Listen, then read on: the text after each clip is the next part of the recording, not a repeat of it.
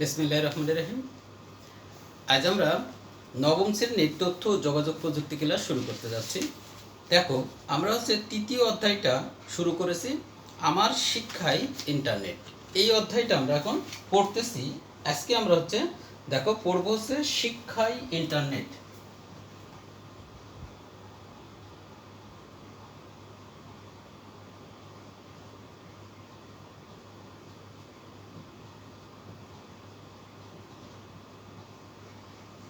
শিক্ষায় ইন্টারনেট। তো আসলে 1-1.5 বছর আগেও কিন্তু শিক্ষায় ইন্টারনেটের প্রভাবটা যত না ছিল, বর্তমানে আমাদের কিন্তু আরও বেশি বেড়ে গেছে।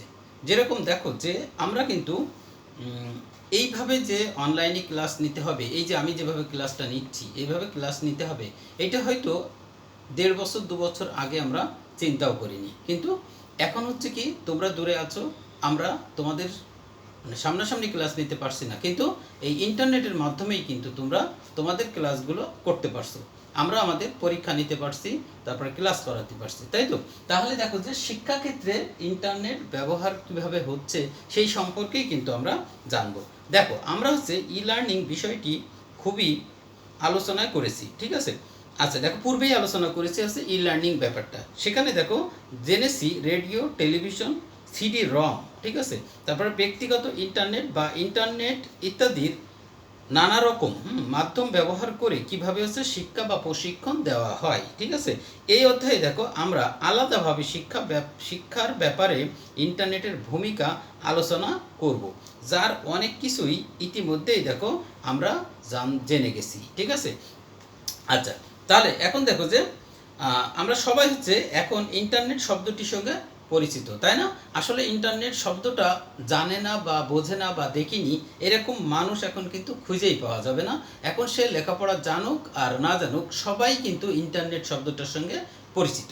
আচ্ছা, অনেকেই দেখো ইন্টারনেট ব্যবহার করছো, তাই তো? তার মানে ইন্টারনেট ব্যবহার করছে না এরকম মানুষই কিন্তু খুঁজে পাওয়া কঠিন, তাই তো? একেবারে ছোট ছোট বাচ্চা থেকে শুরু করে অনেক বৃদ্ধ মানুষ পর্যন্তও কিন্তু ইন্টারনেট ব্যবহার করা হচ্ছে।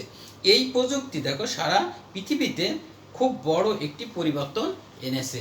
অবশ্যই কিন্তু খুব বড় একটা পরিবর্তন এনেছে ইন্টারনেট প্রযুক্তি। এই প্রযুক্তি ব্যবহার করার জন্য দেখো আমাদের কিছু কাঠামোগত বা আর্থিক সচ্ছলতা থাকতে হবে। এখন তুমি ইন্টারনেট ব্যবহার করবা, কিন্তু পয়সাপাতি নাই বা তোমার আর্থিক সচ্ছলতা নাই, ঠিক আছে? তাহলে তুমি ইন্টারনেট ব্যবহার করতে তোমার জন্য কিন্তু খুবই দুরূহ। কারণ যে সেখানে কিন্তু কিছু খরচ আছে, সেই খরচটা তোমাকে যোগাতে হবে। আবার কি হবে? অবকাঠামো। অবকাঠামো মানে কি? যদি আমার একটা মোবাইল না থাকে, আমার একটা কম্পিউটার না থাকে, আমার একটা ইলেকট্রনিক ডিভাইস না থাকে, ঠিক আছে, তাহলে কিন্তু আমি ইন্টারনেট চালাতে পারবো না। তার মানে কি? অবকাঠামো থাকতে হবে, আর আর্থিক সচ্ছলতা থাকতে হবে। ইন্টারনেট দেখো ব্যবহার করতে হলে প্রথমেই দেখো একটি কম্পিউটার কিংবা একটা স্মার্ট, ঠিক আছে, ডিভাইস দরকার, ঠিক আছে? স্মার্ট ডিভাইস মানে তোমার মোবাইল হতে পারে বা ট্যাব হতে পারে, ঠিক আছে, বা স্মার্ট এখন টিভি বেরোইছে, মনিটর বেরোইছে, ঠিক আছে? এগুলো যে কোনো একটা স্মার্ট ডিভাইস হলেই তুমি ইন্টারনেট চালাতে পারবা। ইদানিং দেখো মোবাইল টেলিফোন প্রযুক্তিতে অনেক উন্নতি হয়েছে এবং মানুষের দেখো ক্রয় সীমানার ভিতরেই দেখো স্মার্টফোন বলেই দেখো বিবেচিত দেখো টেলিফোন চলে এসেছে। তার মানে কি যে এই তোমার স্মার্টফোনগুলোই আমাদের হাতের মুঠোয় এখন চলে এসেছে, ঠিক আছে? স্মার্টফোনে দেখো ইন্টারনেট সুবিধা পাওয়া যায়, ঠিক আছে? যেহেতু দেখো এগুলো টেলিফোন, তাই এর স্ক্রিন ছোট, তাই শিক্ষার ক্ষেত্রে এটি ব্যবহার করা একটু কঠিন, ঠিক আছে?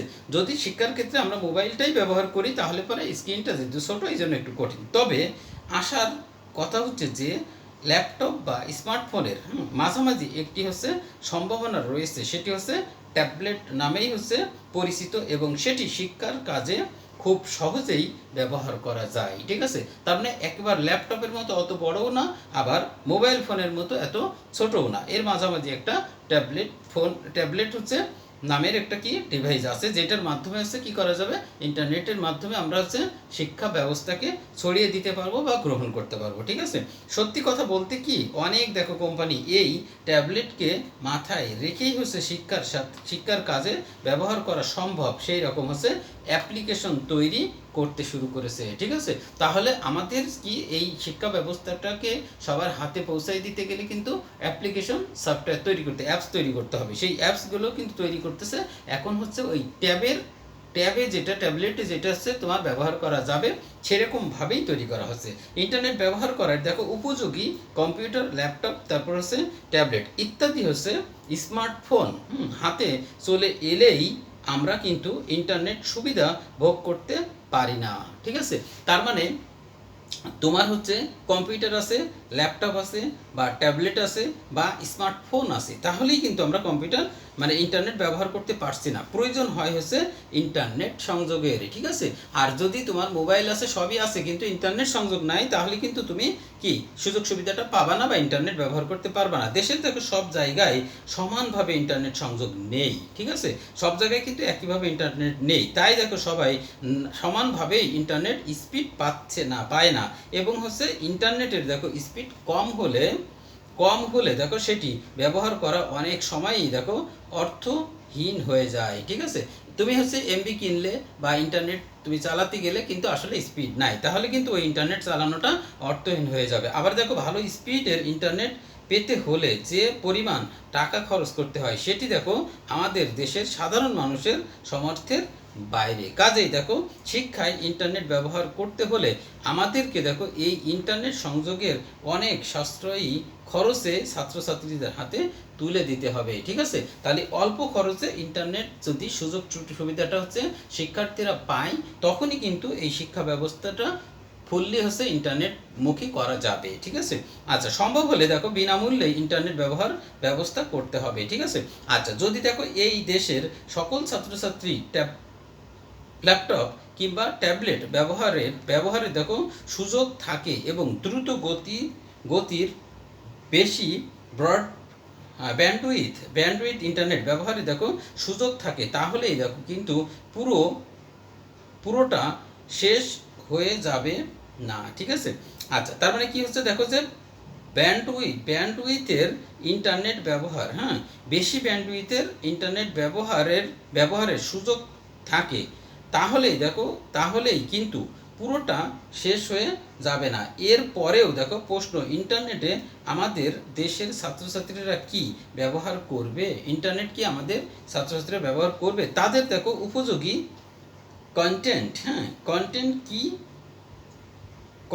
কি রয়েছে, তার মানে তুমি যে শিক্ষা দান করবা সেই কন্টেন্টগুলো কি আমাদের দেশে আছে কিনা। সত্যি কথা বলতে কি দেখো বাংলা ভাষায় যেগুলো বাংলা ভাষায় সেগুলো দেখো এখনও সেভাবে নেই, তার মানে বাংলা ভাষায় হচ্ছে শিক্ষাদান ব্যবস্থা সেভাবে নাই। সেগুলো দেখো সরকারি উদ্যোগে কিংবা ব্যক্তিগত বা প্রাতিষ্ঠানিক উদ্যোগেও দেখো গড়ে উঠতে শুরু করেছে। আমরা খুব দ্রুত সেগুলোর ইন্টারনেটে পেতে শুরু করব বলেই আশা করছি। তার মানে আমাদের এই শিক্ষা ব্যবস্থাটাকে যদি ইন্টারনেটমুখী করা হয় বা ডিজিটালাইজ করা হয়, তাহলে কি করতে হবে, এই কন্টেন্টগুলো বানাতে হবে। আর কন্টেন্ট বানাতে গেলে সেটা হচ্ছে কি অবশ্যই কি আমাদের বাংলাতে হতে হবে, তা না হলে শিক্ষার্থীরা বুঝতে পারবে না। দেখো এই মুহূর্তে শিক্ষণীয় অনেক বিষয় ইন্টারনেটে পাওয়া যায়। ঠিক আছে, কোনো দেখো ছাত্র বা ছাত্রী পড়াশোনার করতে করতে কোনো একটা বিষয় বুঝতে না পারলে সে যদি ইন্টারনেটে সেটি অনুসন্ধান করে, মোটামুটি দেখো নিশ্চিতভাবে বলা যায় সে তার উত্তরটি কোনো না কোনোভাবে পেয়ে যাবে। ঠিক আছে, তার মানে তোমরা যদি কোনো একটা টপিক বুঝতে না পারো, তাহলে ইন্টারনেটের কাছে প্রশ্ন করলে সে কিন্তু তোমাকে কোনো না কোনোভাবে বুঝিয়ে দিবে। দেখো একজন ছাত্র বা ছাত্রী যদি কোনো নির্দিষ্ট বিষয় শিখতে চায় কিংবা জানতে চায়, সে ইন্টারনেটে তা খুঁজে বের করে নিতে পারবে। এই জন্য দেখো বিভিন্ন সার্চ ইঞ্জিনের পাশাপাশি অত্যন্ত দক্ষ সার্চ ইঞ্জিনও আমাদের দেশের তথ্য প্রযুক্তিবিদগণ তৈরি করেছে। তবে দেখো এই সার্চ ইঞ্জিনগুলো ব্যবহার করার জন্য ইংরেজি ভাষায় দক্ষতা থাকা প্রয়োজন। ঠিক আছে, তার মানে অনেকগুলো সার্চ ইঞ্জিন আছে যেগুলো কিন্তু ইংরেজি ভাষায় হচ্ছে তৈরি হয়েছে, যেমন হচ্ছে গুগল দিয়ে করি আমরা বা ইয়াহু দিয়ে করতে পারি, ঠিক আছে।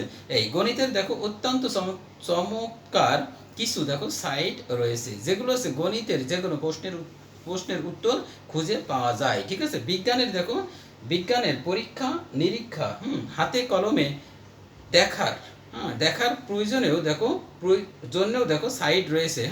উৎসাহী মানুষেরা নানা বিষয়েই গ্রুপ তৈরি করে রেখেছে, তাদের কাছে দেখো যে কোনো প্রশ্ন দেওয়া হলে তারা হচ্ছে উত্তর দিতে পারেন, ঠিক আছে। বাংলায় দেখো শিক্ষা দেওয়ার দেওয়ার জন্যও দেখো ইন্টারনেটে অত্যন্ত চমৎকার কিছু সাইট রয়েছে, ঠিক আছে। ইন্টারনেটে দেখো শিক্ষা একটা হচ্ছে বিশাল জগৎ, এখানে হচ্ছে অনাবিষ্কৃত রয়ে গেছে।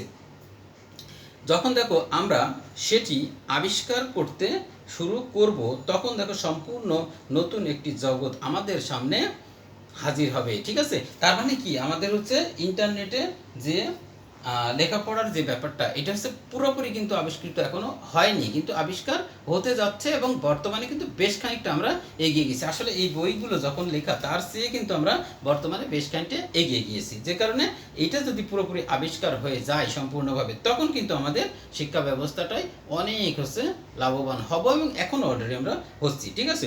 এরপরে দেখো যে ইন্টারনেট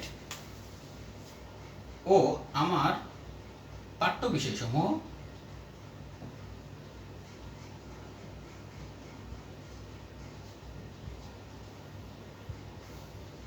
আমার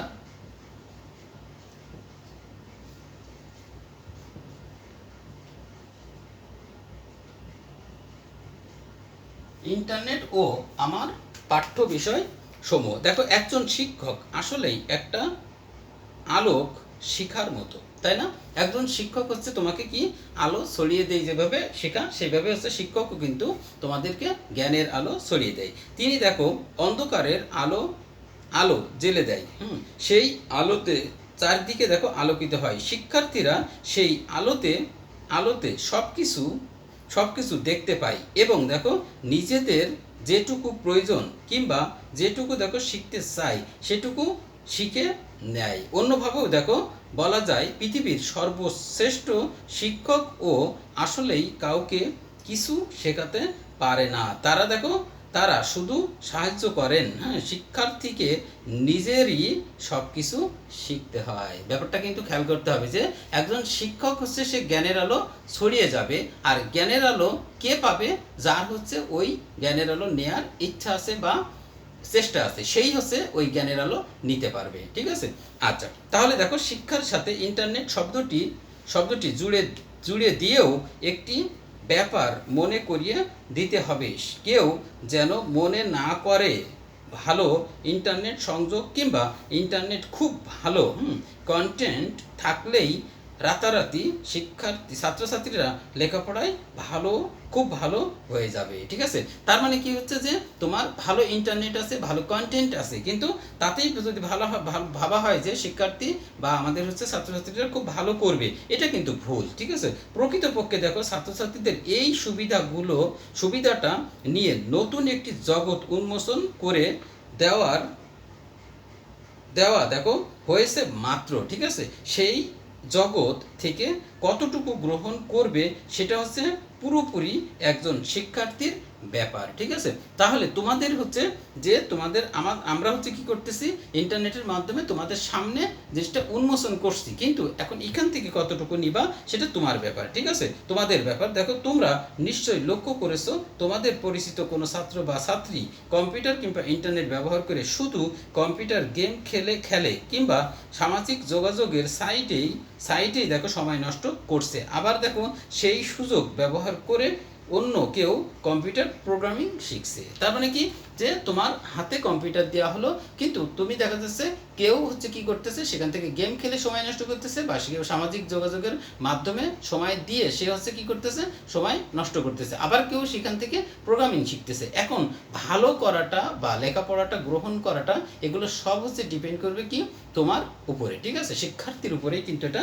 ডিপেন্ড করবে। তোমরা দেখো জানো ইন্টারনেট আমাদের সকল পাঠ্য বইগুলো পাওয়া যায়, বছরের দেখো শুরুতেই তোমাদের হাতে পাঠ্য বইগুলো পৌঁছে যায়। কোনো কারণে সেই বই যদি কেউ হারিয়ে ফেলে কিংবা নষ্ট হয়ে যায়, তখন দেখো তুমি ইচ্ছে করলে ইন্টারনেট থেকে বই ডাউনলোড করে নিতে পারবে। ঠিক আছে, দেখো তোমরা শুনে খুশি হবে, বাংলাদেশে দেখো শিক্ষা নিয়ে আগ্রহী মানুষেরা মিলে এই বইগুলোকে হচ্ছে সফট কপি তৈরি করে সেগুলো হচ্ছে কণ্ঠ দিয়ে দিয়ে বইগুলোকে দেখো সংরক্ষণ করতে শুরু করেছে, যেন দৃষ্টি প্রতিবন্ধীরাও এই বইগুলো থেকে কি উপকৃত হতে পারে। ঠিক আছে, জাতীয় দেখো শিক্ষাক্রম ও পাঠ্যপুস্তক বোর্ড থেকে আমাদের জন্যে যে সব বই প্রকাশ করা হয় এবং বিনামূল্যে দেখে তোমাদের হাতে বই পৌঁছে দেওয়া হয়।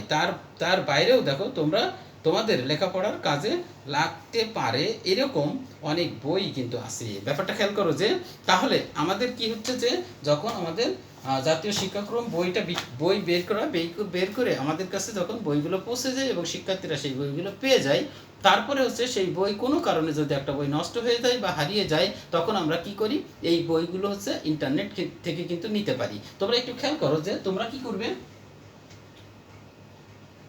www.nctb.gov.bd এই ওয়েবসাইটে তুমি যদি ঢোকো, সেখানে দেখবে যে পাঠ্যপুস্তক নামের একটা মেনু আছে। ওই পাঠ্যপুস্তক মেনুতে যে 2021 সাল, 2020 সাল, 2019 সাল এরকম সালের বই কিন্তু ওখানে আছে। ওখানে ক্লিক করলে তারপরে তুমি তোমার শ্রেণী পেয়ে যাবে এবং সেইখানকার বইগুলো সব পিডিএফ আকারে কিন্তু আছে, একবার হুবহু এই বইয়ের মতোই বই কিন্তু তুমি ওখানে পেয়ে যাবে সফট কপি। এখন যদি তুমি মনে করো যে ওটা আমি হার্ড কপি করবো, তাহলে ওটা প্রিন্ট করে নিবে, আর যদি বইয়ের থেকে পড়তে চাও তাহলে তুমি ওখান থেকে পড়তে পারবে। তাহলে এই ওয়েবসাইটে ঢুকে কিন্তু তোমরা ওখান থেকে বই একেবারে হুবহু এই বইয়েরই কপি কিন্তু তোমরা ওখান থেকে পেয়ে যেতে পারো। ঠিক আছে, তাহলে তোমরা একটু কি করবা, এই ইন্টারনেটে ঢুকে এই বই খুঁজে পড়ার জন্য যে কাজটা করতে হবে সেই কাজটা তোমরা করবে। ঠিক আছে, তো ভালো করে এই চ্যাপ্টারটা পড়ে ফেলবে। ভালো থাকো সবাই, আল্লাহ হাফেজ।